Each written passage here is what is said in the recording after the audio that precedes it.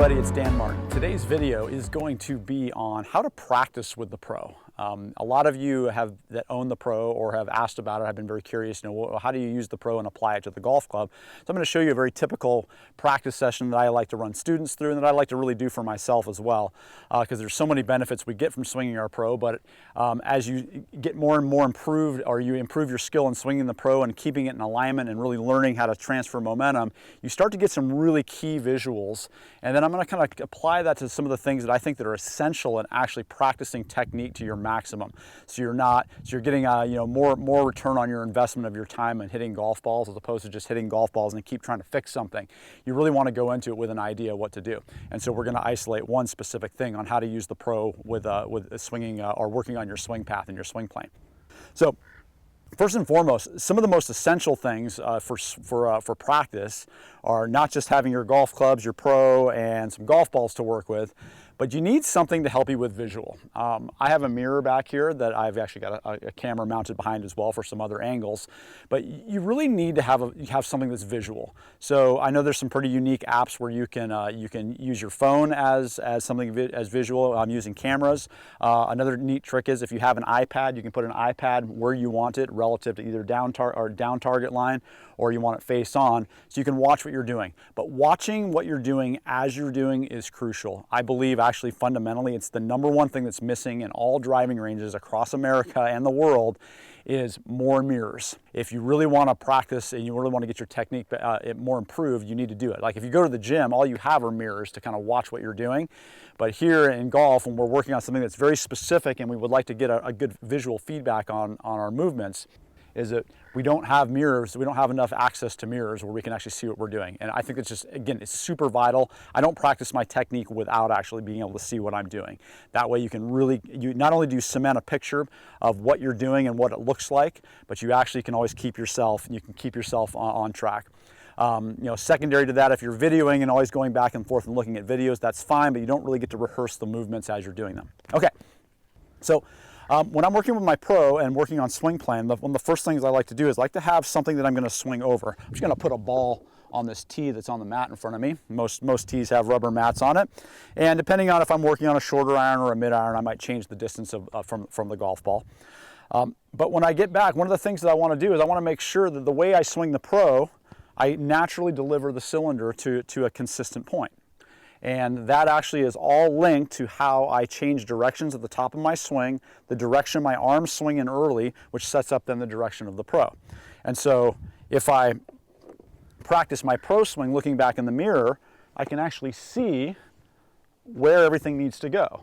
So I won't be actually swinging my arms out here. I'll actually have a very, very specific direction for my arms to swing.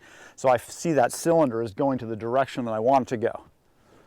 And once I've done this maybe like 10 times or so and really feeling like I'm transmitting some nice velocity to the pro, and I'm seeing exactly where that angle is going, then I'm going to move on to my golf club.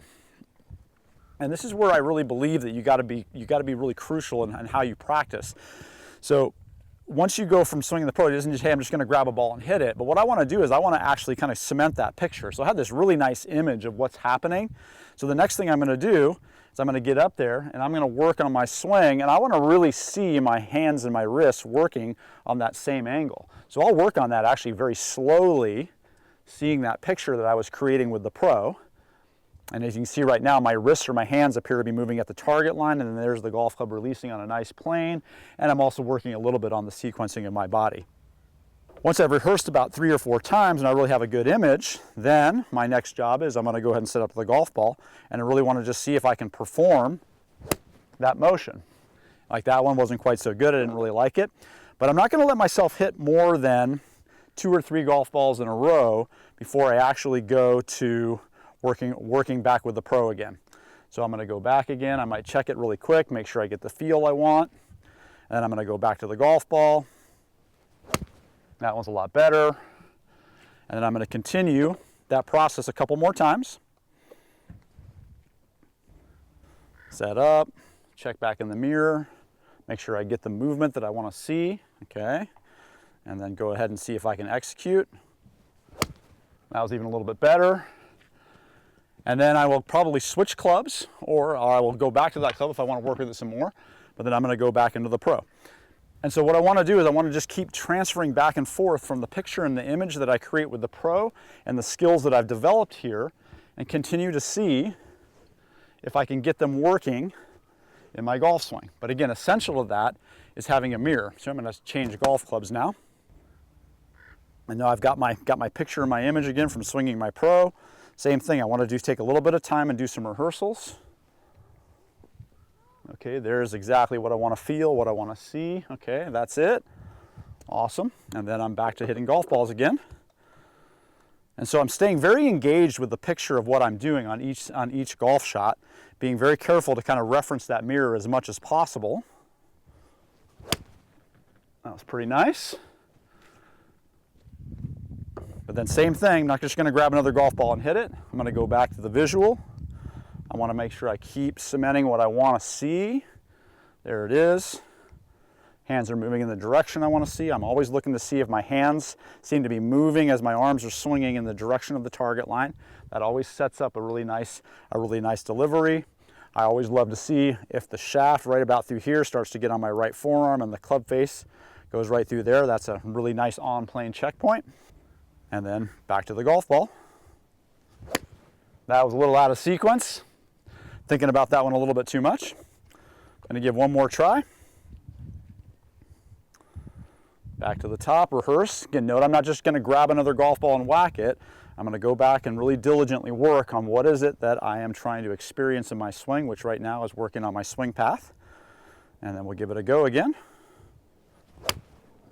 Not great, but okay. And then you guys can see how the procedure continues to go from there. So practicing really effectively, especially when you're using a training aid, I need to integrate the feel. So I need to do the skill of the training aid as much as possible. So in this case, it's swinging the pro on plane in the direction I want it to go. And then having the diligence and having some method of actually being able to watch and see what I'm doing. I notice the players I coach that work in a mirror on a daily basis, they always improve the fastest. It's amazing how much the brain needs that visual image and that feedback to practice really effectively. All right, guys, so I hope you guys found that helpful, and that is a great way, again, to practice with your pro. And no matter what you're practicing on, just remember that slow, a lot of rehearsals, having a visual checkpoint always, and working with that is what's going to make you better in the long run.